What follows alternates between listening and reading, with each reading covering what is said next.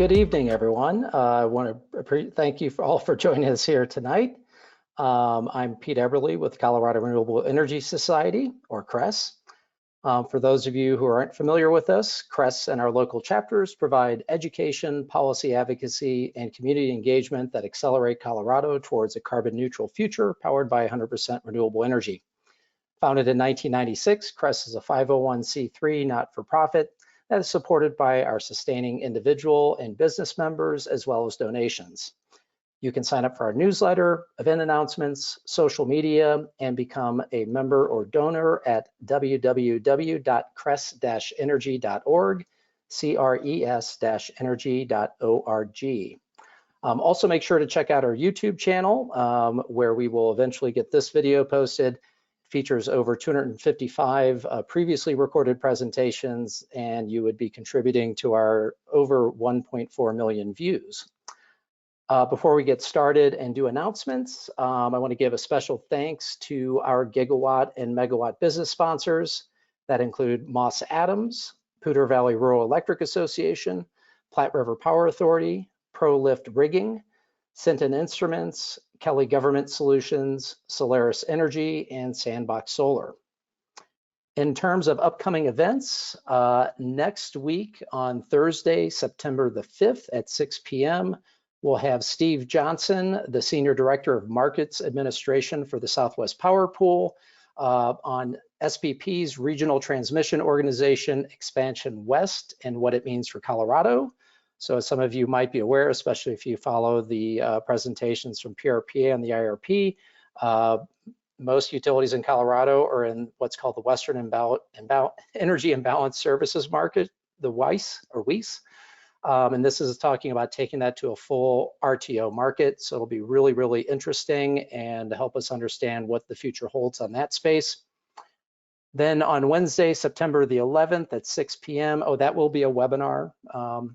And Wednesday, September 11th, we'll have Unpacking the Inflation Reduction Act, Green Home Improvement Incentives, and the Greenhouse Gas Reduction Fund. So if you haven't done a deep dive into what the IRA can offer you as a homeowner, that'll be a good one to check into. That'll also be a webinar. And we'll be featuring our friends at the Clean Energy Credit Union of Colorado. Actually, they work outside of Colorado. But they do a lot of work in that space and are very knowledgeable. Then on Tuesday, September 22nd at 6:30 p.m., we'll actually be in person back at Odell Brewing. And we will be getting a biofuels update from the CSU Energy Institute. Details still coming on that one, but that should be up and posted here pretty quickly. And then just to give you some teaser on future topics, we will be doing a presentation on carbon pricing down at our Denver chapter. We'll have a webinar on grid enhancing technologies and how they can enhance existing transmission infrastructure so we can get more out of what we have. As many of you know, transmission is a big constraint and challenge. We're going to have an update on kind of what's going on in terms of policy here in Colorado. We'll have the Colorado Energy Office doing a presentation on the Colorado Geothermal Roadmap, and we've got a number of other ideas, some green building stuff as well that'll be coming out in the fall. You can always, if you subscribe to our newsletter, you'll be notified of that, or you can check it out at cres-energy.org under the events tab. So I'm going to go ahead and hand it over to Paul. Well, thank you, Peter. And thanks everybody on the call. I guess by way of introduction, I'm Paul Davis. I'm a Distributed Energy Resource Manager at Platte River Power Authority. It was interesting to hear Peter mention that CRES was founded in 1996. That's something I've been wondering lately. I think I may have been at one of the first, if not the first meeting of CRES at that time. I was a grad student at Colorado State University. I had previously been an undergrad. I got a bachelor's in psychology from CU Boulder, and then realized I wanted to work in the field of energy efficiency. And I came back to grad school at CSU, and my professor was Byron Wynn. If some folks are on the Colorado local and work in the energy field, you might know him. And he and I and Mari Albertson, who was a CSU professor emeritus, who had was co-founder of the Peace Corps, And we drove down to that first meeting, and I think there were maybe 5 to 10 people in the room. But yeah, interesting to hear that that was the date, and my memory was correct. So anyway, I am here to talk about, and I'll go off screen so you can just see the screen that I'm sharing. Here to talk about how Platte River is working with our owner communities to achieve dispatchable capacity with a virtual power plant. And so I'll start off with just a brief introduction to Platte River. Many of you may know, but if there's anybody new on the call, Platte River Power Authority is the wholesale generation and transmission utility that's owned by and serves the communities you see here: Fort Collins, Loveland, Longmont, and Estes Park. Now, we're owned by them, we're nonprofit. We are governed by those entities, not by the Public Utility Commission in Colorado. Each of those communities has 2 members on our board, typically the mayor and one of their designees, which is usually the utility director.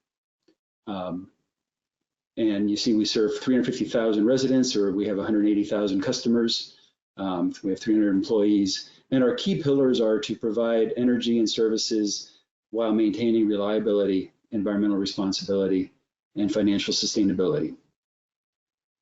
Again, you may know that we recently had our 2024 Integrated Resource Plan approved.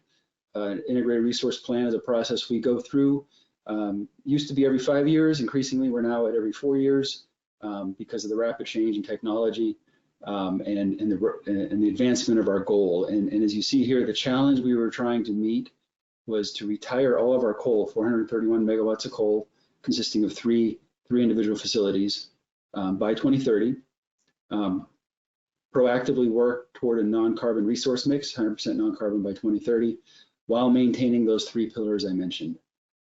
And the approved portfolio through 2030 looks like the following: expanding our non-carbon generation from 24% today to 85% plus by 2030, consisting of significant additions of new wind and solar.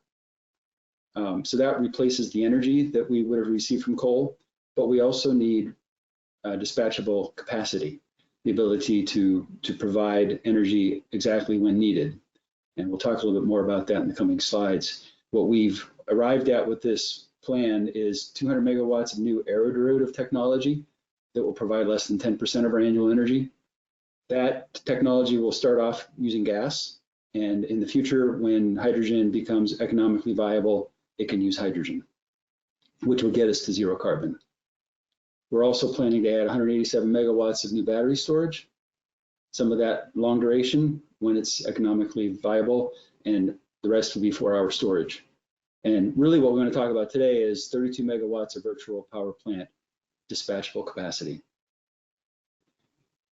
So what's the role for dispatchable capacity in a nearly 100% non-carbon system? It needs to do many things for us. One example here is shown on the left. This is the evening ramp. What this graph shows is, in yellow, you can see the renewables or non-carbon generation we would have in 2030 once we've built out that portfolio. And what you can see is through the evening, there's very little. That's hydropower. Hydropower runs pretty consistently. But this particular day, and this is using representative weather data that we have from the past and projecting forward with the increased capacity in wind and solar that we anticipate having. Of course, there's no solar at night, but there's also apparently no wind on this particular day. So all we've got is the hydro. And then in the morning, you can see that ramps up because the solar is kicking in. There might be some wind happening there too. And you see that eventually that solar and perhaps wind surpasses the load. The blue line is the load that we have to serve. That's the 4 communities load. And we end up with a surplus of renewable energy.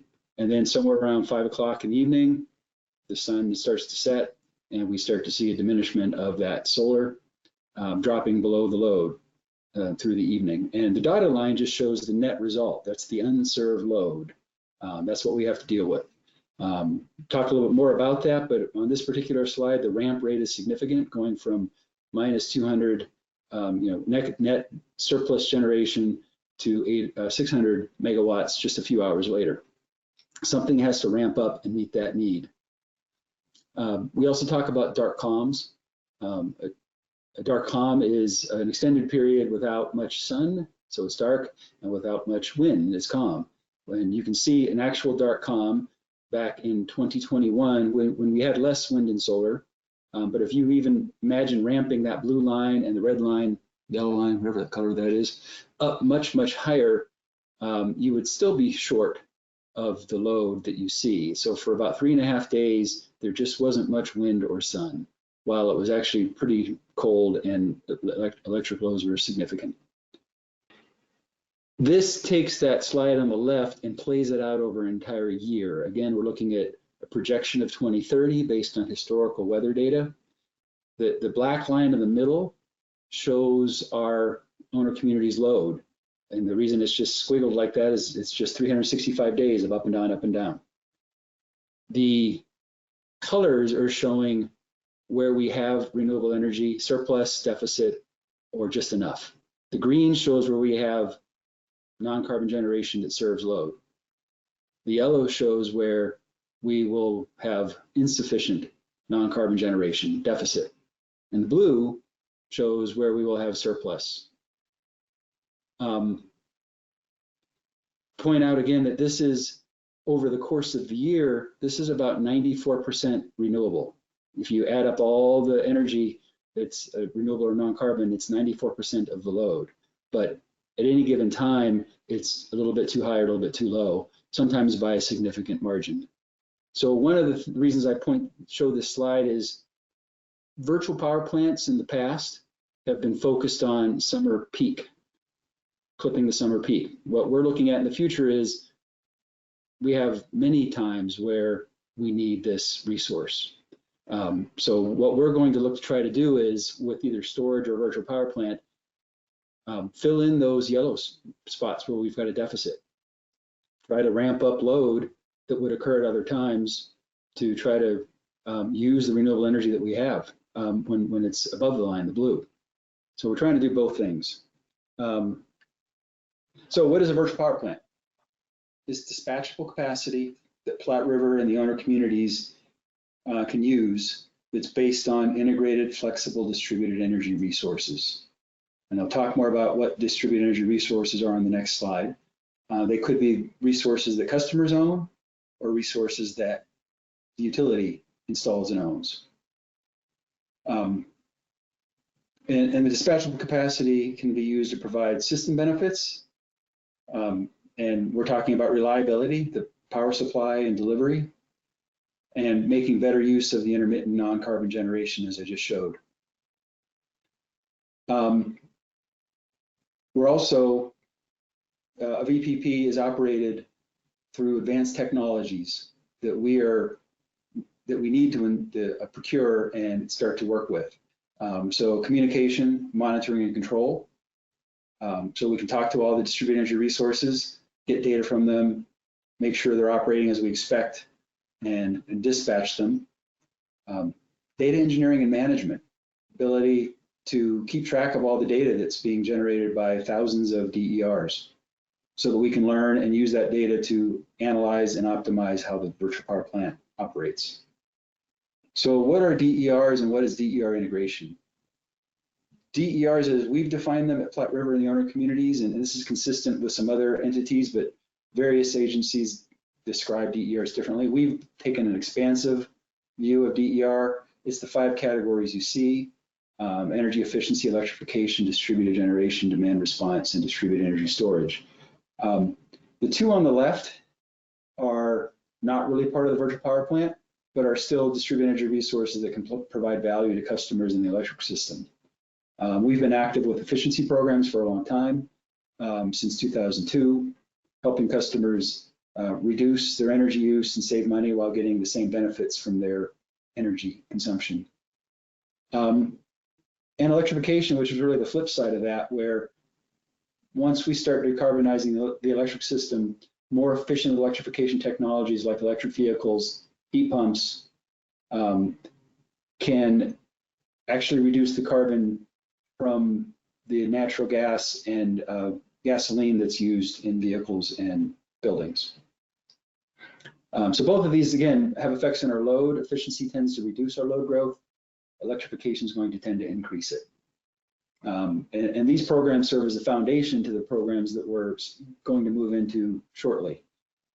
So on the right, you see the virtual power plant resources. Start off with distributed generation, which is typically solar. We're projecting significant growth in customer adoption of distributed solar. We've got 43 megawatts across the 4-owner communities today, where really customers have it. And we expect that to grow at about 20% a year to get to about 155 megawatts in 2030. You might have heard me say before that the virtual power plant consists of dispatchable distributed energy resources, and currently solar is not a dispatchable resource. Most solar is operated at its maximum capability based on the sunlight that it has shining on it. That's the way it operates today, and it might operate like that for the foreseeable future, but there are capabilities built into smart inverters that allow the inverters to support voltage management of the distribution system and to provide curtailment if necessary to support reliability of the distribution system. So that's something we want to look at in the future. In the near term, we would like the solar to be included and represented in our virtual power plant simply for what we call visibility, or ability to know what generation is existing on our system and serving our load. And that way we can do better forecasts of our load and generation separately. And be prepared to step in and serve the load if needed. Then we get to the flexible DERs, demand response and distributed energy storage. I think you're all familiar with these, things like smart thermostats on air conditioning, electric vehicles, charge management. We got distributed storage, obviously actual battery storage like Tesla Powerwall, or even vehicle to grid when that capability is more commonly available. So what are the benefits? We've sort of talked about the benefits and then the challenges of a virtual power plant. The utility system benefits, we talk about these terms being resource adequacy. You'll probably hear this from the SPP representative in a few weeks. Resource adequacy basically means that each utility that participates in the market has to show up to that market with enough resources to serve its load, plus a reserve margin. That way they ensure that all the participants of the market are not a drain on the system, but are contributing to the system and contributing to system reliability. So if the virtual power plant can provide reliable dispatchable capacity, it can provide that a portion of our resource adequacy need. Energy value is what we've talked about already, being able to use the VPP to better integrate the increased wind and solar on our system. Ancillary services is another service the market will provide, and also give an opportunity for participants to provide to the market. Ancillary services are things like operating and regulating reserves, where the market wants to be sure that if significant power plant trips offline, that other resources can step in immediately and take their place. We also have distribution system capacity and reliability. We want to be careful as we operate the virtual power plant for those first three reasons, that we don't cause problems on the distribution system. If you can imagine Platte River saying, hey, it's a good time to charge all your electric vehicles because there's a lot of wind and solar on the system, we have to make sure that the distribution system can manage that increased load. It's not already a peak day, that air conditioning isn't humming, or maybe the distribution system is in an unusual configuration because of an outage that would cause overloads on their system. So we want to be cognizant of that potential problem, and also look for opportunities to actually use these distribution resources to manage loads on distribution systems. So those are the utility system benefits, and then there are customer benefits. Customers enroll their DER in the virtual power plant, they get a share of the utility system benefits. And of course, they also get the use of their own DER for its primary purpose, whatever that is. An electric vehicle provides transportation. That's really what they want out of their vehicle. A battery may be providing their home with resilience.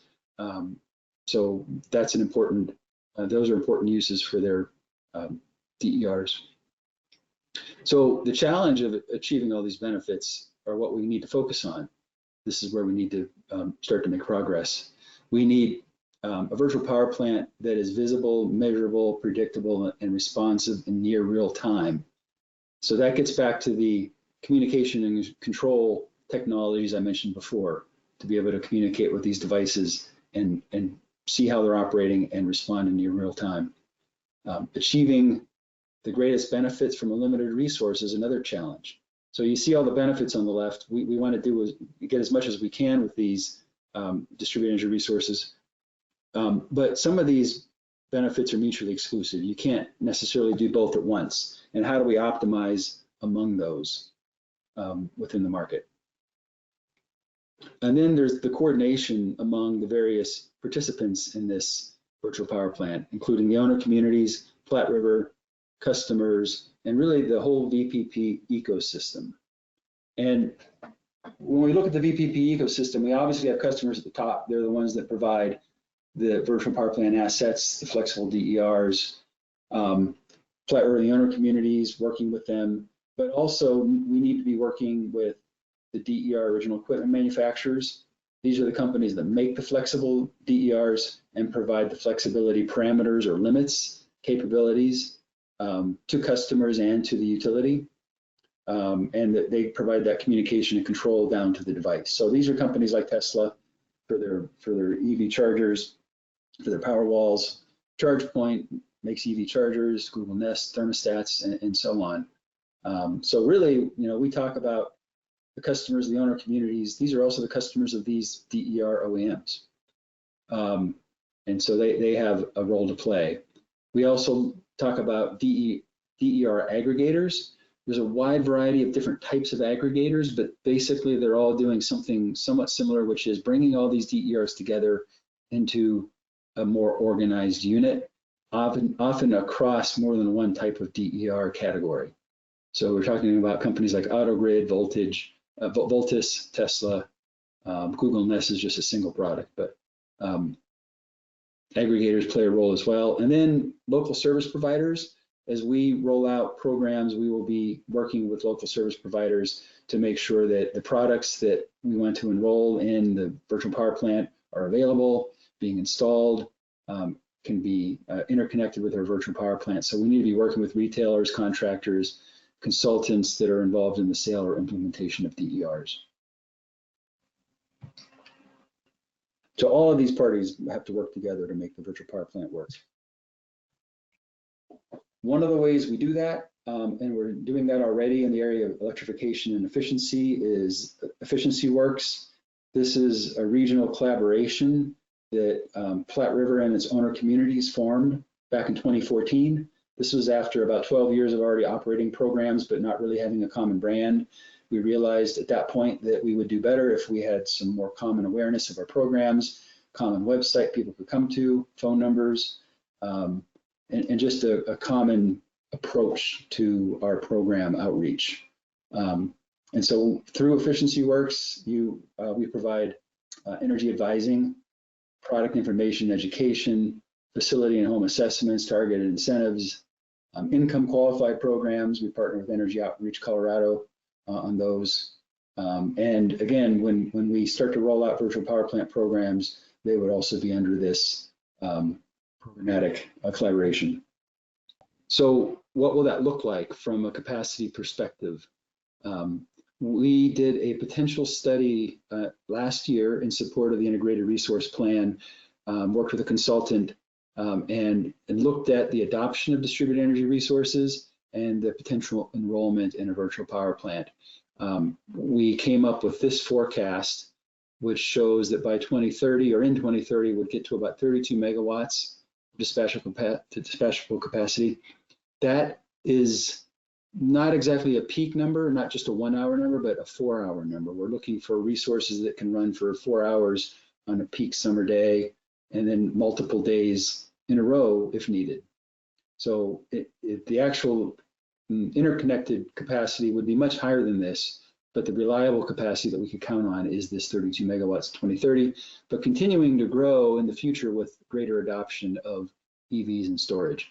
And that's one reason, the other reason you see so much EV and storage in here and not as much of other demand response is, again, that need for reliable dispatchable capacity and the ability to get that 4 hours on a repeated basis. If you go back to that slide I showed before that showed that there's really a mismatch between wind and solar and load every day. This isn't just a one time per year or 20 times per year event. This is an ongoing need, and that's why we look to these EVs in storage. If you think about an electric vehicle, most electric vehicles come home and are plugged in from 6 p.m. to 6 a.m. They might only need 1 to 2 hours of a charge every day, and that gives us 12 hours in that period to hopefully choose which hours are the best to charge. Similarly, storage is designed to just charge and discharge every day, so it's a great resource for our future need. So the customer role in all this is to adopt DERs like electric vehicles, storage, and smart devices, and we need to support them in that with our programs. Then we're looking for them to enroll and participate in the virtual power plant. And if just to put some numbers on this, to get to that 32 megawatts in 2030, that's 50,000 DER devices in 2030. So an EV, a battery, thermostat. So it's not quite 50,000 customers, because one customer could bring 2 or 3 DERs if they wanted. But if everyone brings just one, then we're talking 50,000 customers out of our 180,000 customer base. So it's a pretty high participation that we're hoping to get. Some additional DERs in the virtual power plant that I haven't shown in this graph. This graph is focusing on the dispatchable resources and the customer dispatchable resources. So it doesn't include the solar. As I mentioned before, we're anticipating 155 megawatts in 2030.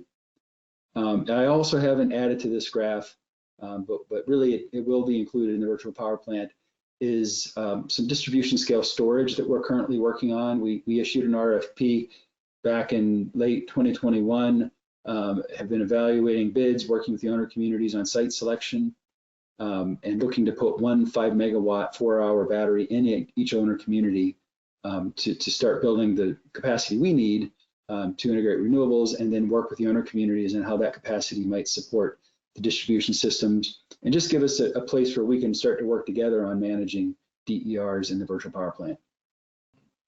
So I've made repeated reference to the technologies we need to implement to make this work. We started a process a couple of years ago, really, to figure out what we want to achieve.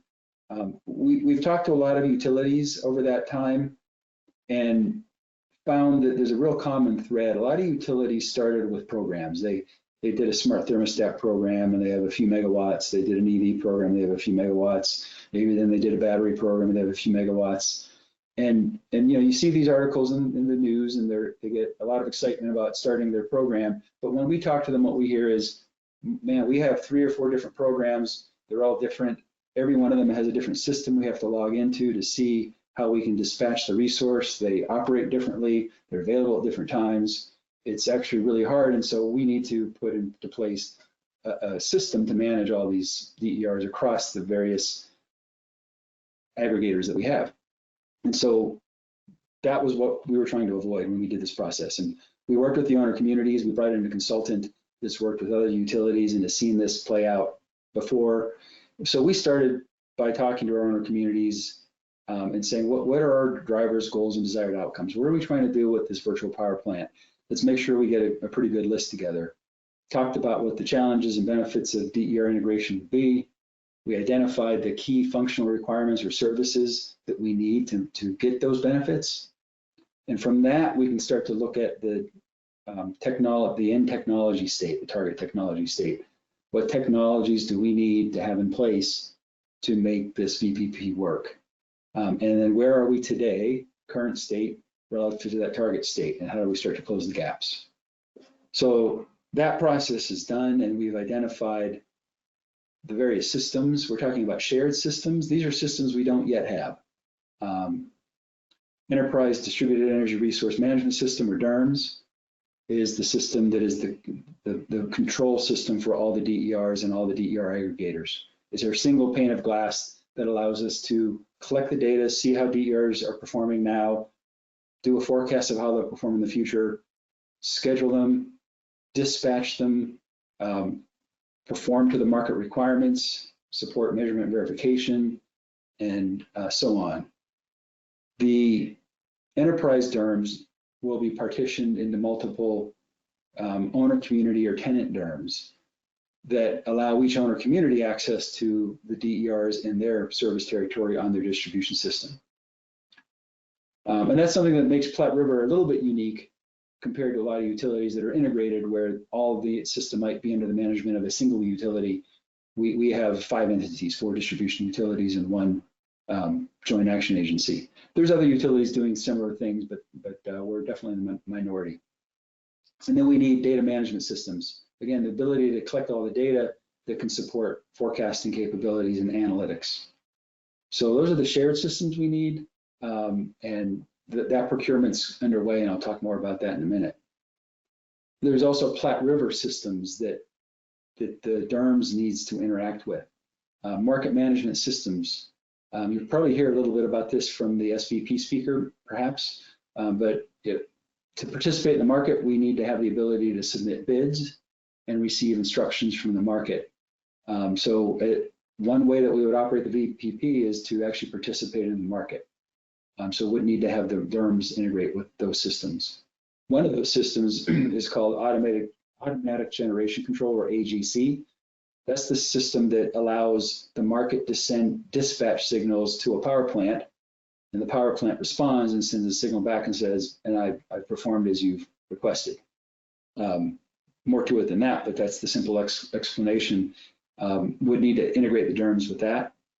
And then energy management system is the system transmission utilities use to manage the transmission system. So we'd integrate with that to make sure we are aware of how the VPP operates relative to transmission constraints, if any. We also talked about owner community systems that are integral to the VPP. The customer information system is the owner community's retail billing system. It's how the communities bill customers and keep track of their participation. We would need that information in the virtual power plant so that we can make sure that as customers present themselves to the VPP to enroll, we can tell who is in fact a registered customer and who is maybe outside of our service territory. Also, we would like to integrate with those systems to support billing credits for participation in the VPP. We talk about advanced metering infrastructure and meter data management systems. This is how utilities collect data on customer use of energy. That data, again, feeds into the virtual power plant to provide measurement and verification of how the virtual power plant performs. Geographic information system is the system that, among other functions, helps the owner communities and distribution utilities track and manage their distribution system as it was built. So where are the wires, where are the transformers, what are the ratings, so that we can have a distribution model in the DERMS to make sure that we are cognizant and aware of those distribution system capacities and constraints. And then we get to advanced distribution management systems, or ADMS, which really is a new system that the owner communities don't yet have, that they're looking at. And that is a system, there's a variety of things that are really beyond the scope of the VPP, but one of the things important to the VPP is to provide an as-operated network model. So what is the current configuration of the distribution system? Because there might be some portions of it out of service, and which would result in some limited capacity and the capability of delivering megawatts from the virtual power plant. And then, as I said at the bottom, there's probably other systems that may be needed as we get into this further, but these are the ones that we're starting with as being important for the virtual power plant. So next steps for the VPP development. We're going to continue working with the owner communities to build this out. We actually issued an RFP based on that work we did with the consultant and the road mapping. We issued an RFP for the DERMS and virtual power plant program design and implementation. So it was one RFP with 2 scopes, and we received our bids in early August. We're working through those proposals now. We got a lot of good bids and we're excited about what we have, but there's a lot of work between to read the rest of the proposals, get through them, get down to a selection of 1 or 2 vendors that can do the job, and then work on contracting with them and then building out the infrastructure and initiating programs. So that's what I have, and I'd be happy to answer any questions. Okay, well, thanks, Paul. We do have a couple queued up. And actually, the first one is a comment, and I think I'm getting feedback on your side there. But it was just about the aeroderivative technology. Might be easier for lay people to understand if you call the gas turbines derived from aircraft engines. So, but anyway, and let's move it on to the next. Just a question on the, I think that was the URI event for the darkness for 3 days in 2021. There was 0 solar production for that. I wouldn't say it was 0, but it was very, very, very low. We can go back to the slide. I think at that time we only had 20 megawatts, not the 52 that we have today. Yeah, I think even coming into the event there, you can see between the 212 and the 213, looks like we might have had 10. So I'm guessing we had 20 online at that time, but it was, you know, the winter, it's already, the sun's lower in the sky and a little cloudier, you're not going to get as much. But yeah, you can see the next few days, it was pretty close to 0. Okay. How is it virtual if the utility owns it in terms of the VPP?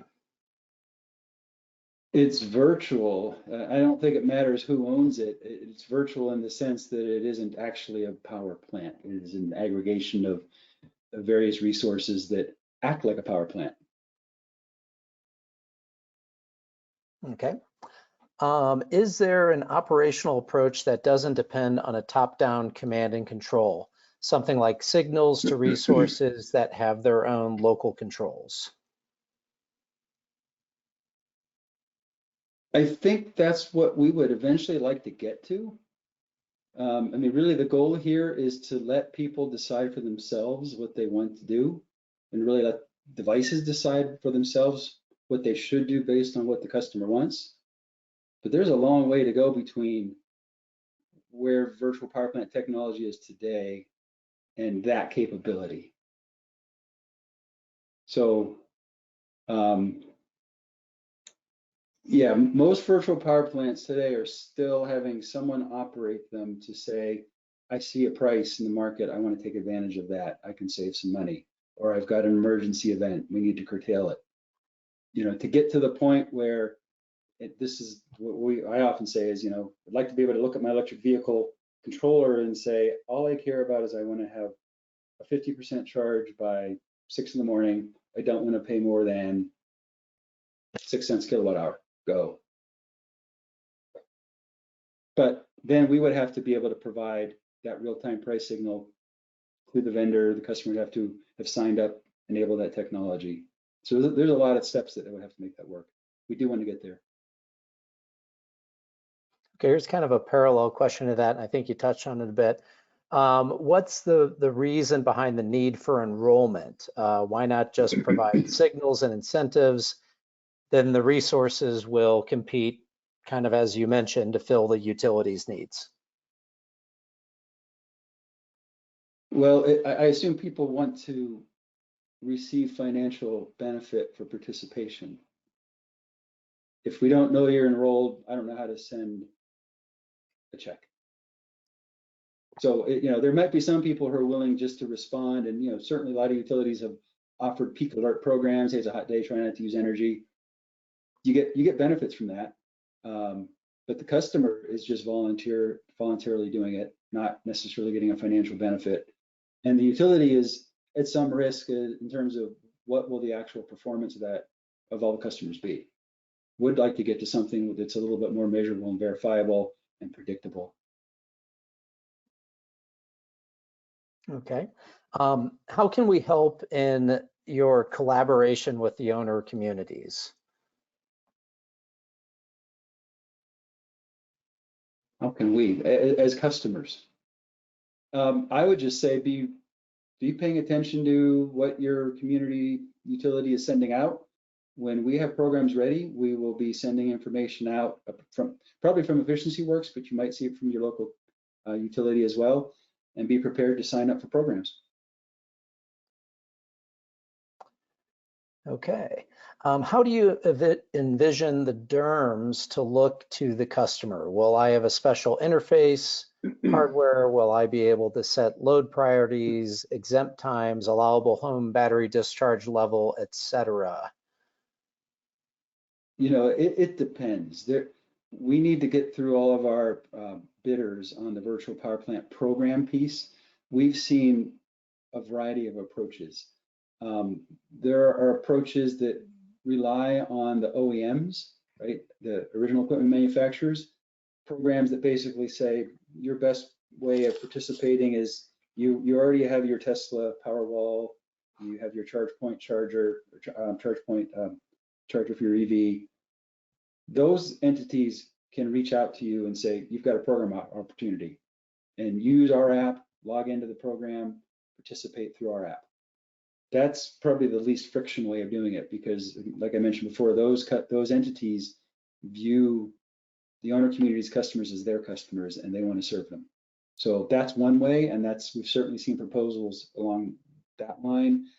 We think there's some proposals in our batch that are looking more at, we can build you an app, we can do something custom. That seems like a heavier lift. And it seems like for a small utility like us to start creating something new is maybe not the direction we want to go. But we'll see. Okay. And what date will a prosumer get paid? What will the price paid to the prosumer be per megawatt of capacity? You know, we need to find out from the vendors what it takes to move the market.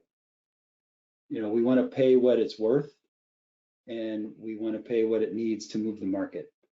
But at the same time, the money's coming from other customers, so we have to be prudent with those investments. So we're going to try to figure that out. And the other thing I would say is, what we want to do is pay for the performance versus pay for the megawatts. So to show up and enroll in the virtual power plant on day one and say, here, you can have access to my EV charger, my Powerwall, that's great. That's the first step in the process. But what we need to see is performance over year after year after year. So what we would like to do is to predicate those payments, not all up front, because once the person gets the money and then chooses to maybe move on, they move out of the territory, and they no longer have an electric vehicle, we've paid our money and we might not have the capacity. So we'd be looking to try to put some of the funding and payments into an ongoing incentive payment to make sure the customers have a continued motivation to give us access and control of the resource. Okay, this question is a little bit on what you did, but I'm just going to go ahead and ask it. And it gets, you know, the thought to customer incentive models, particularly for certain DRs needing upfront incentives because of rather high upfront costs, basically battery storage. Mm-hmm.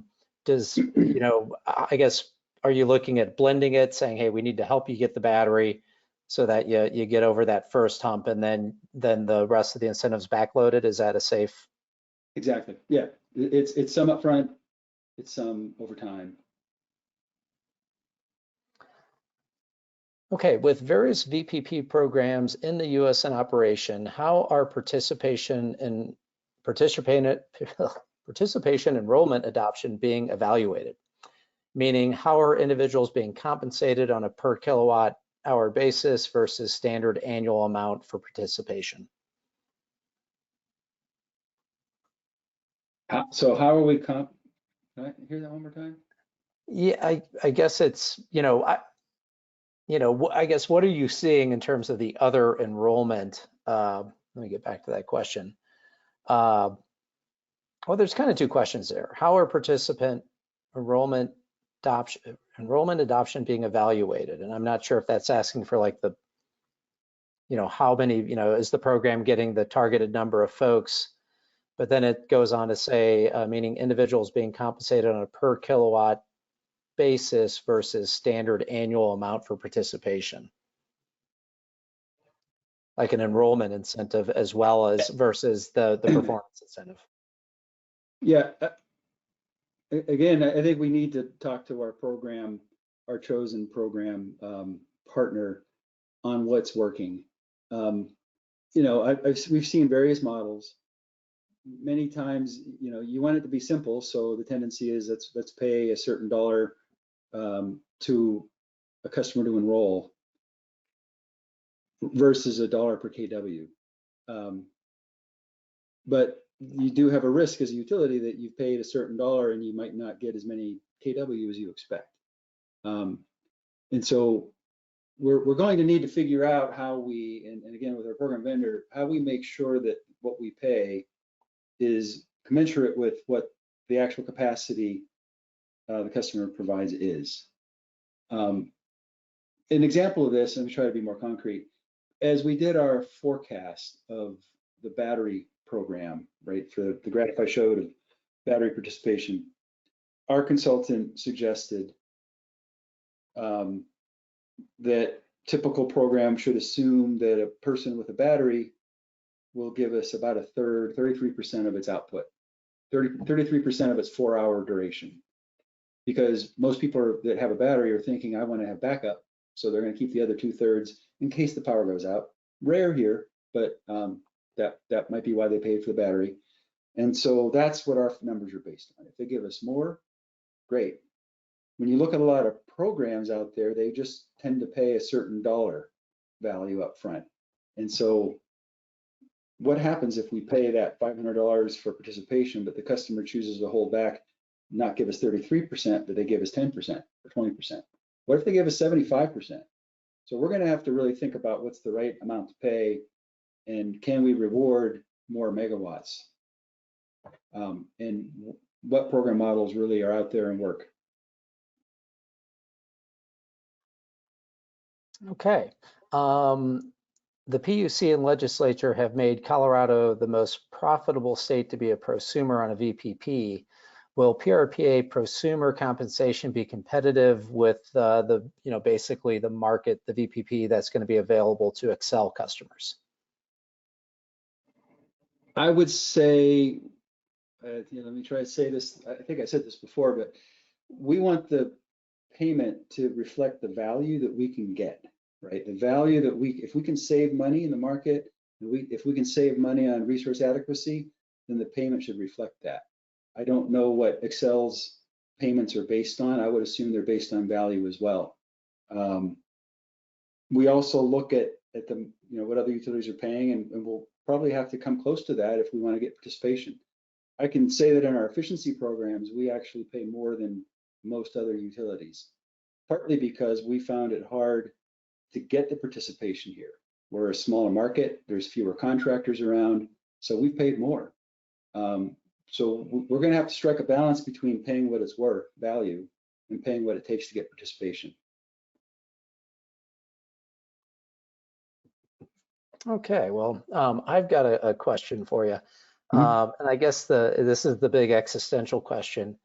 What do you see out there, that could really make this program, kind of supersize the program? I know we all want to see it become bigger. What factor or factors would you see, whether it's a new open architecture technology that's open source and affordable, changes in consumer battery, developers being willing to say, hey, all that we're going to build 1,000 homes are all going to have smart thermostats. What do you see factors that you see that would really help drive this to a bigger conclusion faster? Yeah, I think it's early in our journey to be saying that, and we haven't actually talked to our program providers. So in some ways, we need to look to them to say, what is it going to take to really grow this resource? I will say that we've put that forecast out there in front of them, 32 megawatts, and what they mostly have said was, that's aggressive but achievable. So if the companies that are in the business of doing this are saying it's aggressive but achievable, I think they're telling us it's going to be challenging. And I think our next question to them will be, what is it going to take to grow it? But I will say one thing is participation. That's something we can work on because we are locally owned and locally operate. 50,000 devices out of 180,000 customers. Why not 180,000 customers and devices? Why not everybody? That's what we want to get to. I think that could really make the VPP much bigger. So that's probably the thing we can work on the most locally is spreading awareness, getting participation. The technologies, they're going to come based on what the whole US market is doing, not based on what we're asking for. I don't know if that was helpful, but those are the things that spring to mind. It's hard to talk about a single technology or standard or anything that's going to move the needle. Participation will move the needle. Okay, got another question here. Please say more about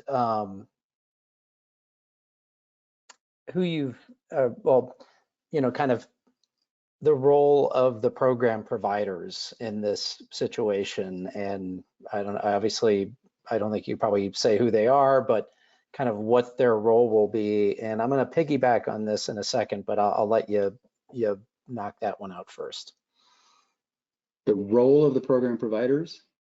Yeah, and I think, and Rick, who asked that question, if you want to clarify while we're sitting here, but the program providers will ideally they're coming to us with partnerships with those DER OEMs, right? So we don't have to try to go out and enlist various OEMs to participate. So they come to us with partnerships. They come to us with program models. They come to us with recommendations on incentives. They come to us with the requirements for how does the system work? What data do they need from us to make the system work? And they come to us, ideally, we're looking for partners that can help us implement the programs as well. So help design them and implement them, help us with enrollment, help us with measurement and verification. So we're really looking for the companies that have been there, done that. If you're following this space, you would probably be familiar with who those companies are. Okay, so I'm going to piggyback on top of that, getting back to the kind of how this is going to work in reality, the structural aspect, my MBA hat on a little bit, in terms of, and you mentioned kind of the unique structure of a public power organization with multiple distribution and the GNT with PRPA as the GNT, and the need for that coordination between everyone with a single system that's working with the distribution folks, working with you, communicating to the market. Where do you see that living? And you mentioned Efficiency Works as this model of creating kind of a joint venture, as it were, that kind of runs those programs. But where do you see the VPP living in terms of, from a structural aspect? Well, some of it lives in your home or business, right? I mean, it's spread out over the entire community. So there's a certain amount of it that's where it needs to be, right? It's the device in your home, it's a device in your business. But if you're asking about where will the virtual power plant software, where will the DERM software be, that's undetermined. We've seen different models and we're going to weigh them all. There are some that will sell software that would be located in our own data centers. We have those for our own operations, and we could certainly do that with virtual power plant DERM software. That's certainly, in our view, a more secure way of doing things. It's sort of what we're familiar with for utility systems, but not to say other options aren't secure as well. We've seen some that actually have their own dedicated data centers as well, and others are more apt to work with companies like Amazon and locate in their data center. So those are all options that are out there. So sort of cloud-based or on-prem or on a dedicated premises. Okay, got another question here. Colorado has mandated an open process to set prosumer tariffs that ensure that the prosumer receives performance-based compensation for power ancillary services, reserves, and wires deferrals. Will prosumers who make the DER investments have a seat at the table when rates are determined?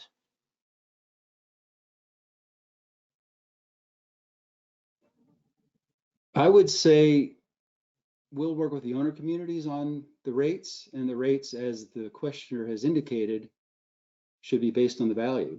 So I think that's what we're here to do. I think it might be confusing to some customers to try to understand what the rates are without understanding the performance requirements.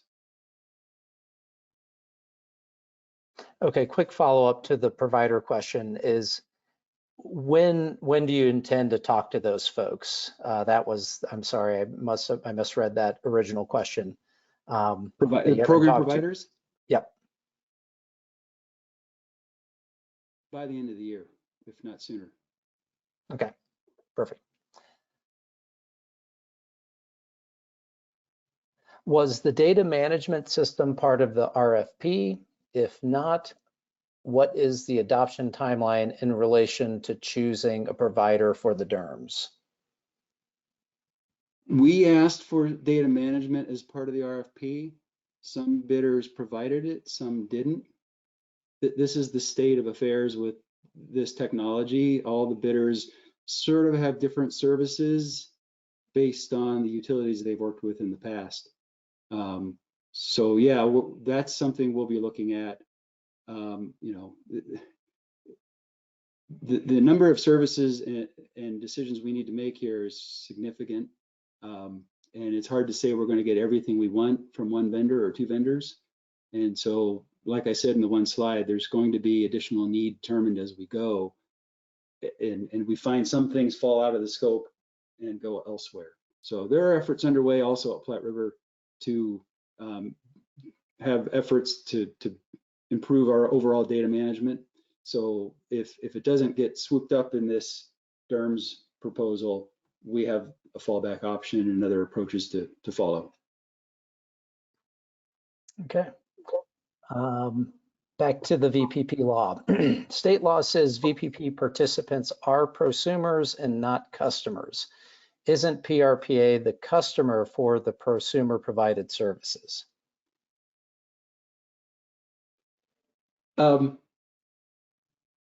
If that's what someone wants to say, then I suppose you could flip it around. We'll be buying services from our customers, so does that make them the provider and we're the customer? Sure. But we also serve them energy when their device isn't performing. So I think there's a presumption here that a customer is providing everything that they need and then some. And I think what's really going on is we're providing everything they need and they're backfilling and providing a value to the system, and we want to support that. So who's the customer? Who's the provider? It flips back and forth, but it seems like we're getting caught up in semantics. Okay. Well, that's the last question for now. Let's give it a second to see if anyone else wants to jump in. I think you had all my questions, the big one answered. Oh, here's one. How often are you estimating that DR events where you want to call on the DERs might actually overlap with a time when there's a significant risk of overlapping an outage? How often would we think a DR event overlaps an outage? And I'm not sure. I'm not sure what the outage is. Like a power outage? Yeah, Roy, can you clarify that? I mean, I know from the chart you were kind of expecting this to be a daily, part of the ebb and flow and filling and taking excess and then backfilling it later. Yeah, and I think that's worth picking up on. I mean, the slide presents the challenge we have, and the opportunity for the virtual power plant. Will the virtual power plant be capable of that much capacity back and forth every day, multiple times a day? That's where we'd like to get to, but I don't know that that's where we're going to be in 3 or 4 years or 5 years. Might be 10 years. So yeah, that slide sort of, again, says this is the opportunity, but it doesn't say this is the requirement. There's value to be had if we could get a VPP that gives us 10 times a year, 20 times a year, but the more it gives us, the better. And to the other question, someone else was asking about capacity, ancillary services. Clearly, ancillary services is an ongoing repeated need, particularly if you're talking about frequency response. So that's a very tough use case for the virtual power plant to meet, though it's possible. That would be a continual operation of some resources. And capacity is similar in that we really need it to be there whenever the market needs it to be there. So yeah, we want a lot of capacity across most of the year. We'll do the best we can with less if that's all we get. Did the person clarify? Yeah. Paul mentioned the conflict with people not wanting to make all battery power available so that they have backup protection. Mm-hmm. Yeah, I think what I meant by that is, and what our consultant meant by that is, if they give us 100% of their battery capacity and then we use it, we discharge the battery to zero, they would say, and I'm not going to say there's a severe risk of an outage, but they would say, my battery is now drained. If there's an outage, I've got nothing. So that's the idea as to why customers might want to reserve some capacity in their battery. If they're concerned with their own outage, then they want to keep a partially full battery for their needs. That's the assumption. So if customers actually look around at the situation and they say, actually, our system here is pretty reliable, then, and we're happy to give the utility more, then we should be able to get more capacity out of the virtual power plant. Okay. One last question. I'm going to end on this one. Will the gas plant be a stranded cost that prevents payment for capacity from prosumers?